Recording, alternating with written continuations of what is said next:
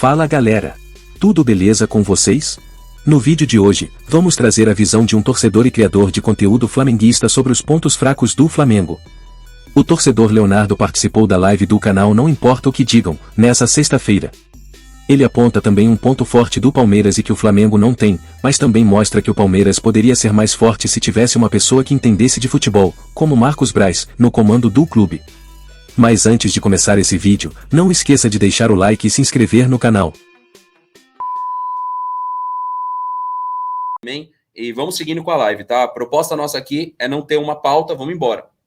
Depois, completa aí, Manga, que eu tenho uma pergunta do Matos.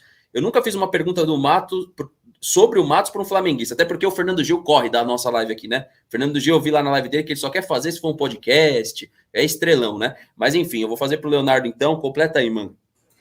Não, então, eu vou deixar uma pergunta, ia perguntar para o Leonardo, até porque o Leonardo é flamenguista, mas ela pode se estender para o Rodolfão também, para ele falar o que ele pensa a respeito do Palmeiras, porque eu acho que é uma pergunta que cabe na situação de qualquer time.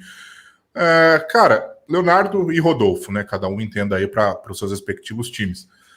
O que você enxerga hoje como a maior deficiência do Flamengo, no caso do Leonardo e Rodolfo por Palmeiras, e qual o próximo passo que você enxerga para o Flamengo, Leonardo? Porque assim, a gente que é palmeirense, a gente enxerga o Flamengo hoje com mínimos retoques a se dar para poder ter uma equipe, para poder ter uma estrutura legal, para poder ter uma estrutura quase imbatível. Não dá para dizer imbatível porque futebol a gente sabe como é que é. Mas a gente enxerga um Flamengo muito próximo daquilo que a gente gostaria que o Palmeiras estivesse. E eu gostaria de saber de você qual que é a maior deficiência hoje do Flamengo e qual é o próximo passo para se dar nessa arrancada, nessa subida do Flamengo.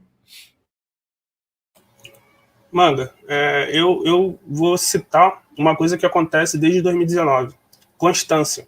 O Flamengo não tem constância de um trabalho. Um dos principais pontos... O 2019 foi maravilhoso para o time do Flamengo. Aquele timaço do Jorge Jesus fez o time jogar como poucos times jogou no século XXI. Só que tinha um problema. Não tinha ninguém. O Jorge Jesus recebeu a chave do futebol do Flamengo, trancou e ninguém entrava. Não tinha ninguém da comissão fixa do Flamengo para dar continuidade a um trabalho. Então, depois que o Jorge Jesus saiu, terra arrasada. Não teria... Cara, a gente manteve a base toda daquele time de 2019. E trouxemos um aprendiz de treinador, que foi o Domenech. Então, não conseguiu dar continuidade a um trabalho que é mais ou menos o que o Guardiola faz em todas as equipes que ele passa. Todas as equipes que o Guardiola passa, depois que ele sai, pelo menos fica mais 2 ou 3 temporadas jogando da mesma forma. Você viu o Bayern de Munique fazer isso, você viu o Barcelona fazer isso durante um tempo. Depois que o Jorge Leonardo, saiu... Então, de certa forma, pelo que você está respondendo, você concorda um pouco, então, parece que com o planejamento do Palmeiras, ou nada a ver? Porque o Palmeiras ele tem essa constância de manter o trabalho, né? Aí que está o ponto do que eu acho que seria a sua pergunta em relação ao Matos, Fernando. Sabe por quê? Eu acredito que o Matos tem um pensamento muito parecido com o Marcos Braz. Se o Matos tivesse o que o Barros tem hoje, que é uma estrutura de base muito boa, o Matos ia saber negociar esses jogadores e formar um time titular com o jogador. Por exemplo, o Flamengo, a venda do João Gomes pagou 2 contratações desse ano do Flamengo. Só o João Gomes pagou o Ayrton Lucas e pagou o Gerson. 2 jogadores jovens, Ayrton Lucas de 24 e Gerson de 26, que pode render muito tecnicamente para o Flamengo a longo prazo aí, pode renovar e, se Deus quiser, terminar o contrato deles no Flamengo. Então, eu acho que o Matos ia tratar a categoria de base de forma diferente.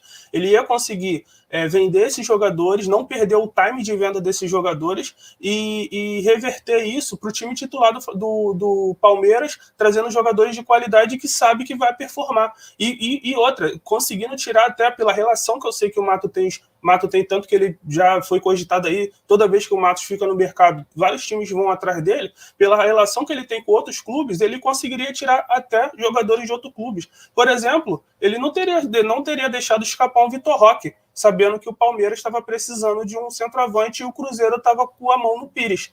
ele não teria deixado escapar o Vitor Roque. Ele poderia ter trazido o Vitor Roque, e hoje o Vitor Roque, junto com o Endrick, poderia ser as duas maiores vendas do futebol brasileiro, muito se aproximando ali do Neymar.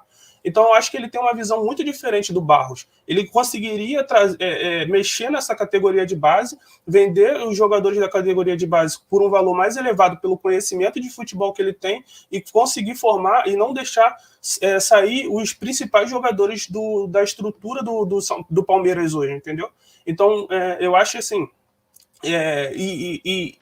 Aí que você vê que a união dos dois trabalhos e o que deixa forte o Palmeiras, que é o trabalho do treinador, o trabalho da comissão técnica, é o que eu acho que falta um pouco no Flamengo. E a mesma coisa que deixa forte o Flamengo, que é o trabalho do Braz, como ele mapeia o mercado, mesmo eu sentindo falta, que o Flamengo não consegue mapear esses bons nomes do mercado sul-americano, como foi para vocês o Piquerez, Vinhas, Gustavo Gomes, esses jogadores que vocês conseguiram mapear no mercado sul-americano, eu sinto um pouco de falta disso no Flamengo.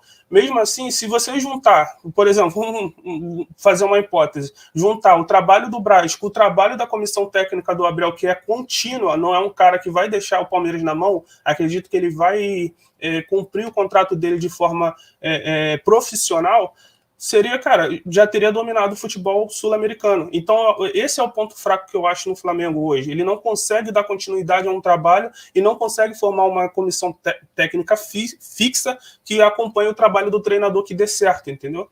Então, eu sinto falta disso no Flamengo. E o outro ponto que tem me preocupado no Flamengo é a questão da categoria de base e a falta de espaço para esses jogadores. Só que o Flamengo, como o Flamengo é um time de massa no Rio de Janeiro, ele está conseguindo atrair grandes jogadores para a categoria de base. E hoje ele compete na categoria de base com o Fluminense, que é os garotos de Xerém, que é aqui perto da minha casa. Cara, revela muito jogador do Fluminense e jogadores bons. Mas você vê, por exemplo, o João Gomes saiu e junto com a saída do Hugo, já alcançamos a nossa meta de venda de jogadores para o ano de 2023. Então o Flamengo não vai ficar desesperado para vender, por exemplo, o Matheus França, que já recebeu sondagem de vários jogadores, de vários times da Europa. E logo atrás já vem o Lohan, que é o outro garoto da base que está arrebentando. Então eu tinha uma preocupação na base em relação à oportunidade desses garotos. Só que essa preocupação já está sumindo um pouco pela oportunidade que esses garotos estão tendo, e esses dois, principalmente, Matheus França e Lohan, que seria assim, de imediato, até o momento, o Matheus França, de imediato o substituto do Arrascaeta. Claro que não vai ser tudo jogado nas costas dele, porque tem outros jogadores no elenco, mas ele vem aí despontando como uma grande promessa, também pode ser uma futura grande venda para o Flamengo também. Ô Rodolfo, o pessoal tá até brincando que você parece o vocalista do System of a Down. Um abraço aí pra rapaziada que tá chegando na live. Estranha não que a gente tá trazendo aí participação do chat. O Leonardo, ele tem um canal aqui no YouTube do Flamengo, o Rodolfo tem um canal do Palmeiras, então quem puder, segue o canal aí do Rodolfo também. Eu vou subir daqui a pouco o Léo, vou manter o seu microfone, Léo, no mudo, tá?